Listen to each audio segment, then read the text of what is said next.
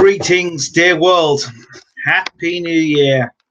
I have to say, Happy New Year. And it's good to be home. It's good to be back on BaylorIC Worldwide Television. We won't be here for long in terms of the upgrades and the things we were trying to do to move things forward. But thank you so much for tuning in. And again, Happy New Year.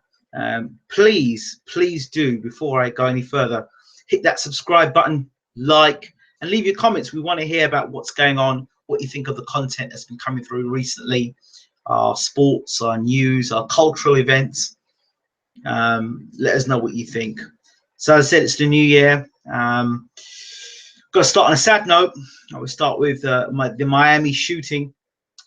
I spoke to my cousin about an hour ago, and she was working near the airport, and she was devastated because she was helping bystanders that were not too far from the actual airport, running away from the airport. There was hysterics. Supposedly, Homeland Security shut down the whole of that area of America in Miami. So yeah, it's pretty traumatic time in America at the moment. Very uncertain times in America. We speak to a lot of people in America. It's pretty uncertain at the moment because Donald Trump is about to get into office on the 20th of January. There are people out there that believe, you know what, he might not make it into office. I don't know. I can't speak one way or the other. You'd think January 20th he'd get in, but there are feelings that before the 20th of January happens, that the country could fall under martial law. I don't know if it's a fair tactics or not, but it's one way to cause there's more disruption in America. But I am neither here nor there. I don't know. I'm not American. I don't know. My wife's American. I'm not American, but she doesn't get involved into all that stuff. But anyway, so my immediate attention is to prayers for those people in America at this minute in time that are, have lost members of family through this event. And yeah, just my prayers and thoughts are with them. My cousin was devastated. She said that she wasn't a part of it.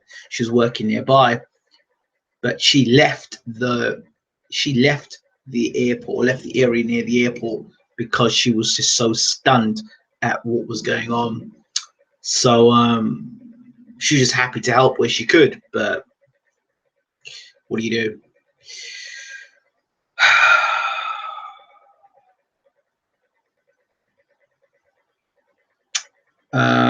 Moving on.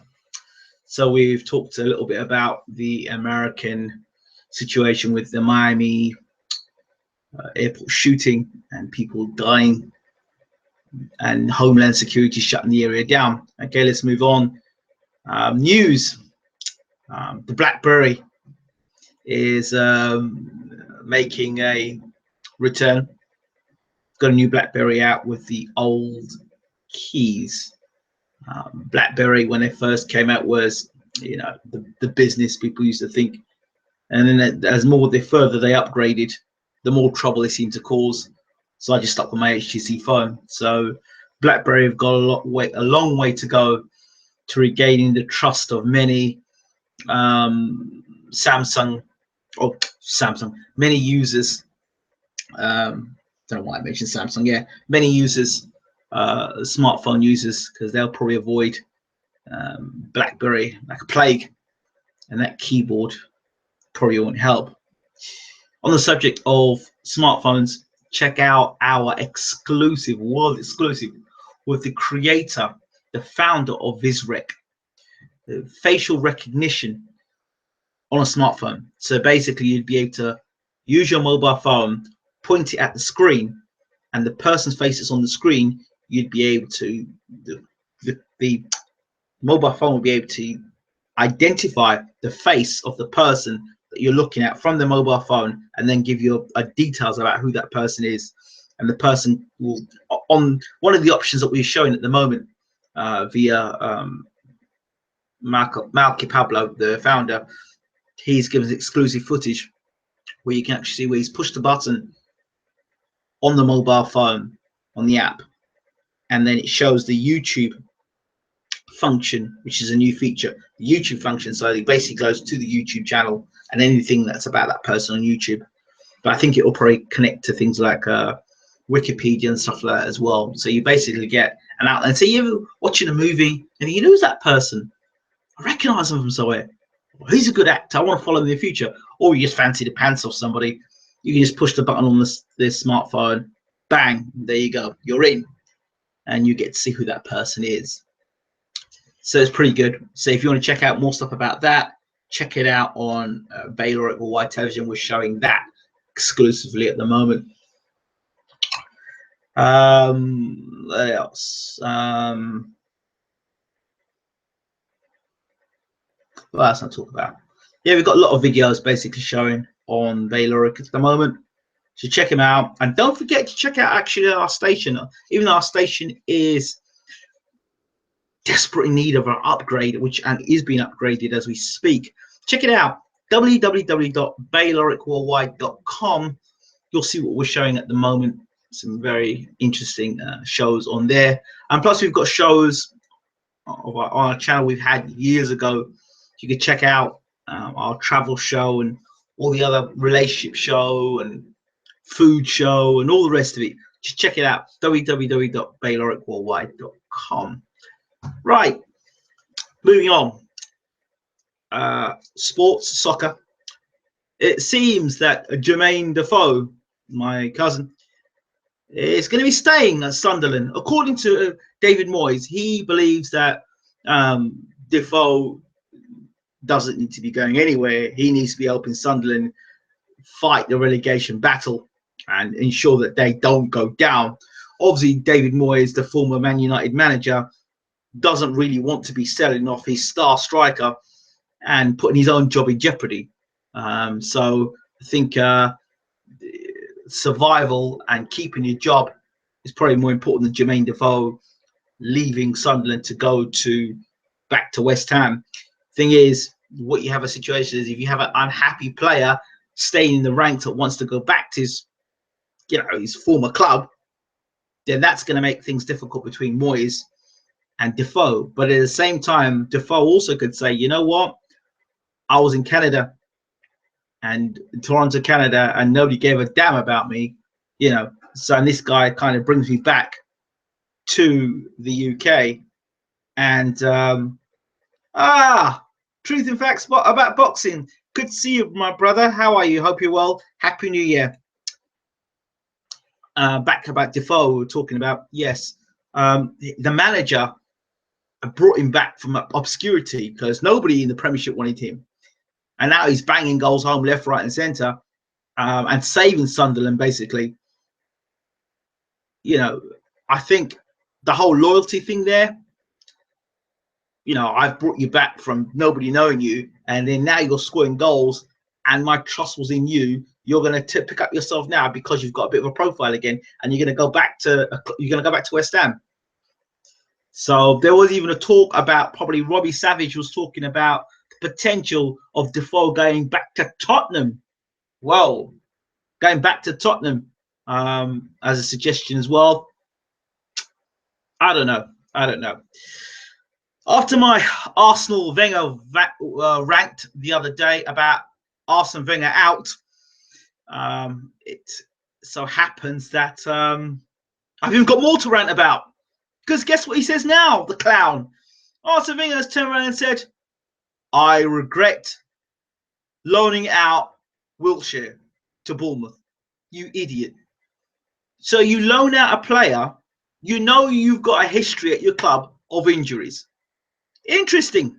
You loan him out to Bournemouth and he's playing good away from Arsenal.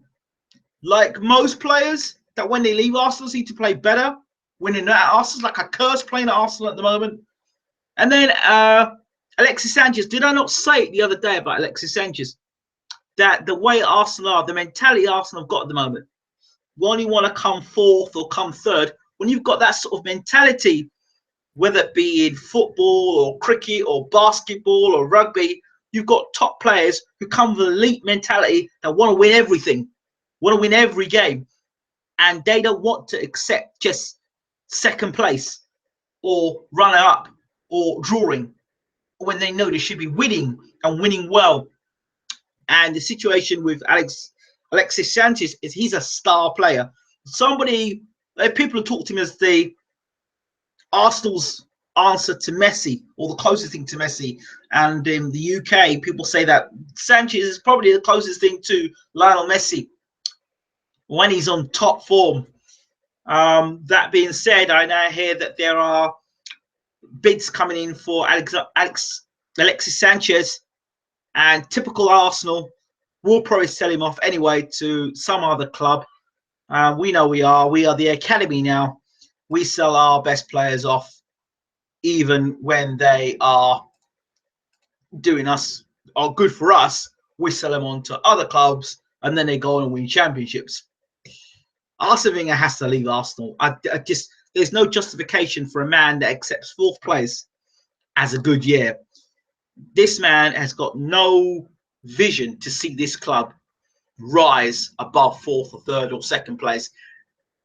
If Arsene Wenger is serious about winning the Champions League and winning the Premiership at least, he needs to be invested this winter.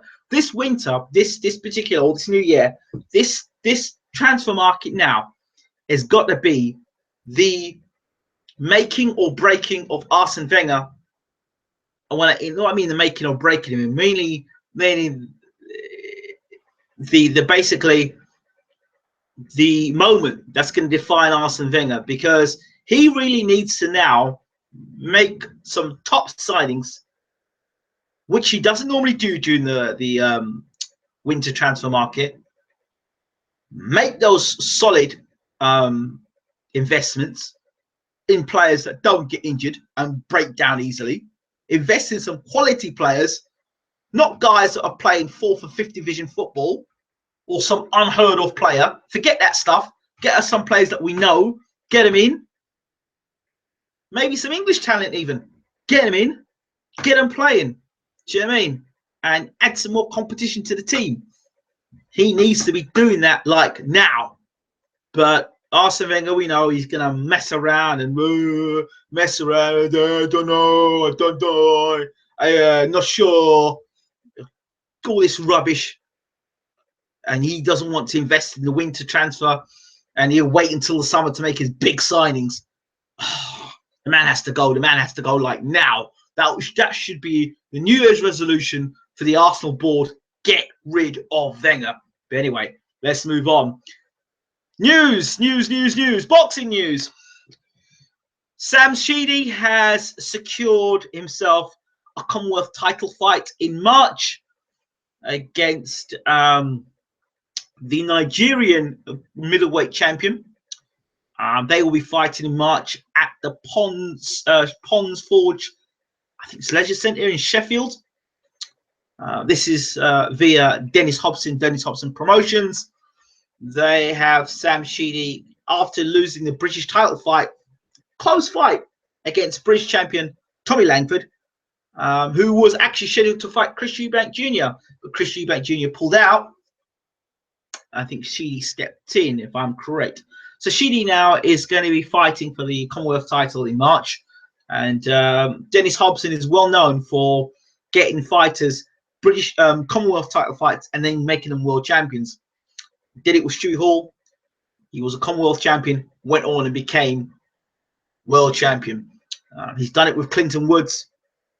But Clinton Woods was British, Commonwealth, European, world champion. He also had Jamie McDonald at one point as well. So Dennis Hobson is not a guy that he talk about a lot in British boxing because of the other two guys. But when you talk about guys who promoters that back fighters that nobody's really heard of, when other promoters probably turn their nose up at them, Dennis Hobson's that guy. He's that guy that turns rough stone into diamonds. That's what Dennis Hobson does. And if you look at the man's track record, it's a very good track record. So very, very good man at picking out talent. He believes that Sam Sheedy's got world-class talent. So we'll have to wait and see how that goes. But I'm happy that Hobson Promotions have got their first big title fight of the year, and it's in March. So good luck to Sam Sheedy and Hobson Promotions, and we'll bring you more news about that as it happens. More news. Chris Eubank Jr. versus Ronaldo Quinlan. It's interesting because at one point I was suggesting Ronaldo Quinlan for a fight against Sam Sheedy. I was trying to get that. Well, I was talking to somebody to get that match made. Eubank Jr. had other ideas. So the whole Eubank, it all doesn't make sense to me. The fight's meant to be next month. It was meant to be at Pickett's Lock. Now, I can tell you something now. I used to live in East London, okay? Or between, like Hackney, North London. Pickett's Lock is like an ice skating ring. And in all my years I've lived, I've never entered Pickett's Lock. I'll tell you a lie. I went once. No, that wasn't Pickett's Lock. I've never been to Pickett's Lock. Never been to Pickett's Lock. I saw on off Lee Bridge Road, right? Pickett's Lock is known for ice skating, horse riding, and yeah. And I'm in the car. My dad, we drive straight past it. It's one of them places. Don't even think about it. So I was shocked to hear that Eubank Jr. was going to be having his fight at Pickett's Lock. No, it's not Pickett's Lock. Sorry, I keep saying Pickett's Lock. It's Pickett's Lock. No, Lee Valley Sports Centre. It's Pickett's Lock. Sure, it's Pickett's Lock. But anyway, enough been said about that. So now I understand. There's a poster that's come out now, and it's at the Olympia. Okay, but if the fight should be on February the 4th, there's very little promotion, if any promotion, about this fight. It's pay-per-view, but up to now, I still don't know how you're going to pay for the fight, because ITV have never done pay-per-view events before.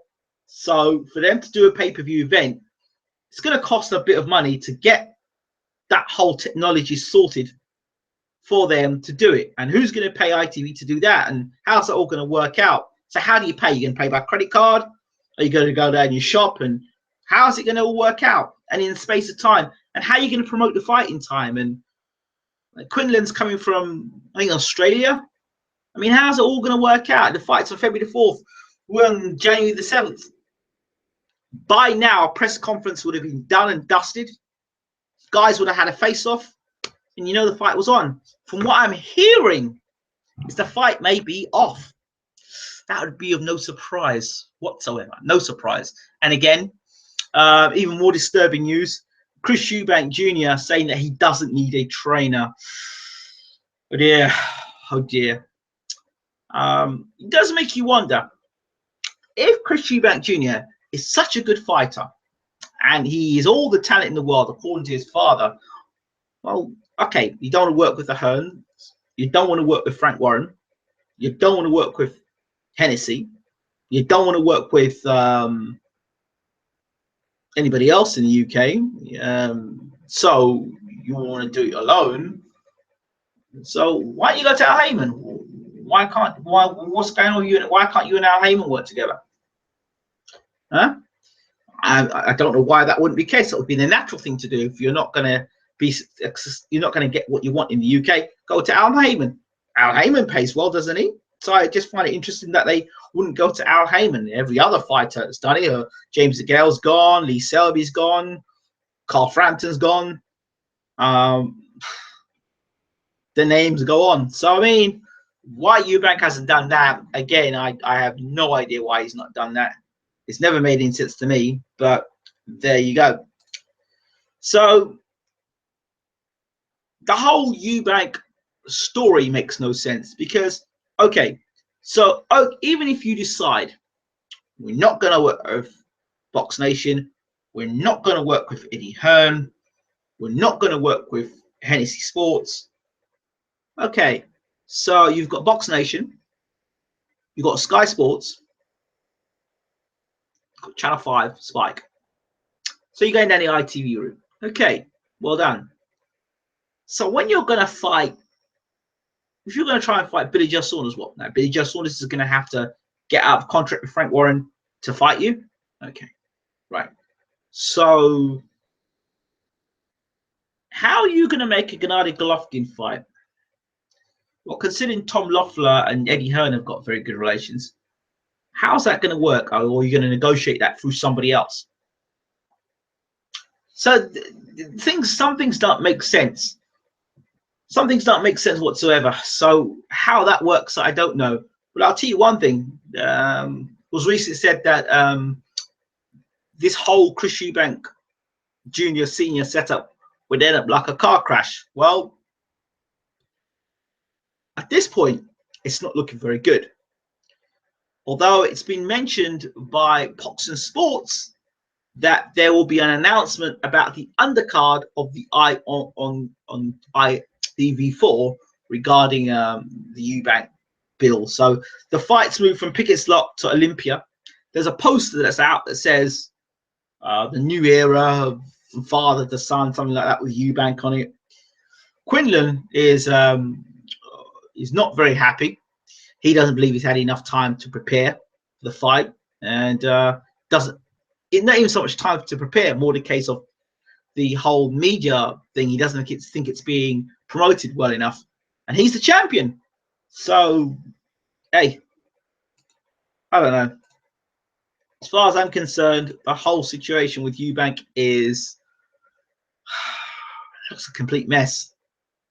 Looks a complete mess, and you start to wonder, to ask yourself a question: do you actually want your son to be a success? How much of your interference? See, there's a difference between protecting your son, which I understand he should do, and see, the problem with him protecting his son. I've no problems with that. Advising his son, okay, but at what point do we? At what point do we draw the line? At what point do we draw the line? Got a message from Bermain Stavern. He's safe and well from the Miami shooting, so it was he's okay. So I just got a message to hear back from that.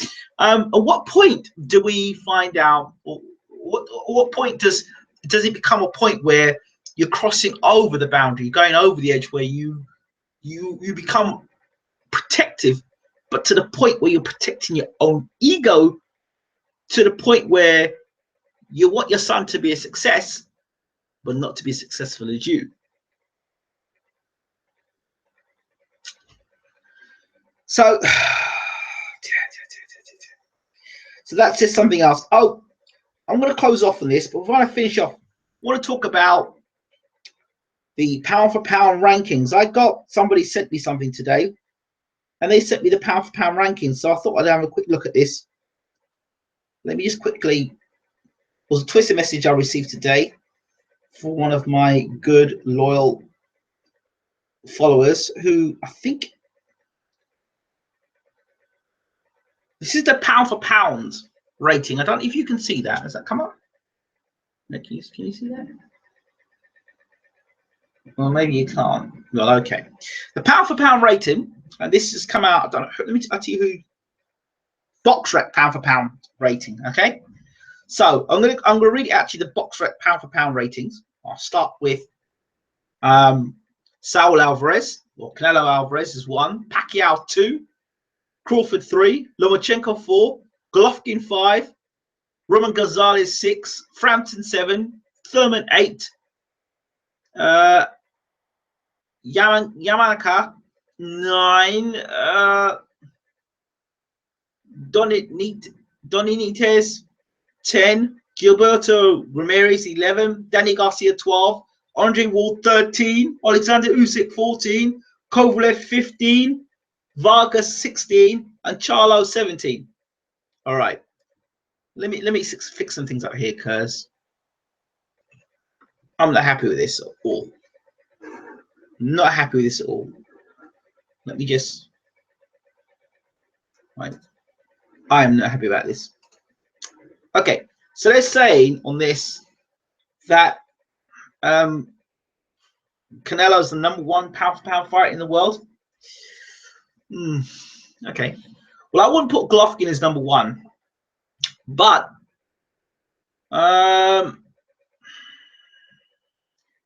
Canelo fought the best pound-for-pound fighter in the world and got beat by the best pound-for-pound fighter in the world, which is Floyd Mayweather. He's come back since and had some good wins. But does that make him pound-for-pound #1? Knocking out Amir Khan and beating up poor old Liam Smith, does that make him pound-for-pound #1? Manny Pacquiao, #2. Pound-for-pound? Terence Crawford, #3. Pound-for-pound? Terence Crawford's a very good fighter, but is he #3? I mean, if Terence Crawford is 3, Pacquiao's 2, Lomachenko's 4, Golovkin 5. Well, okay, how can Golovkin be ranked at 5 and Andre Ward be ranked at 13?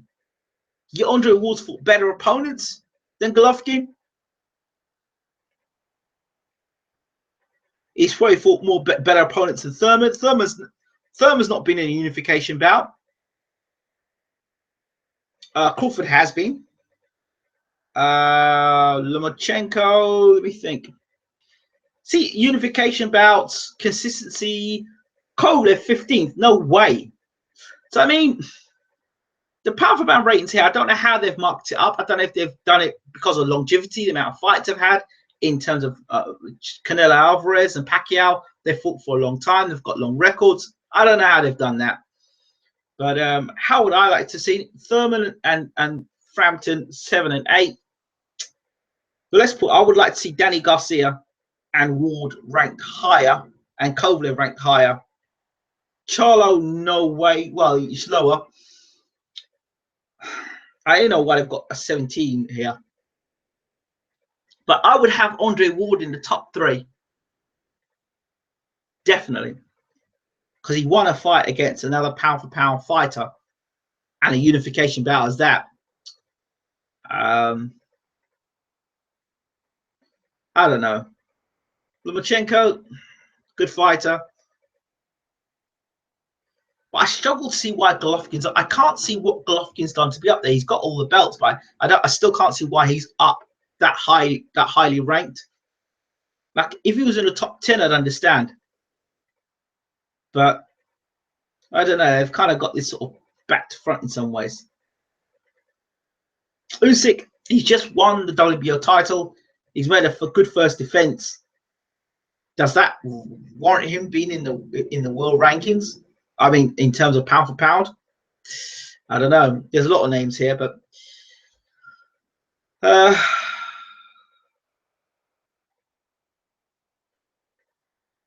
don't know. Love to know what you think about it. Those pound for pound rankings, and probably go to someone else to talk to them about it. So yeah, I think that's about it from me for now. It's just a short show.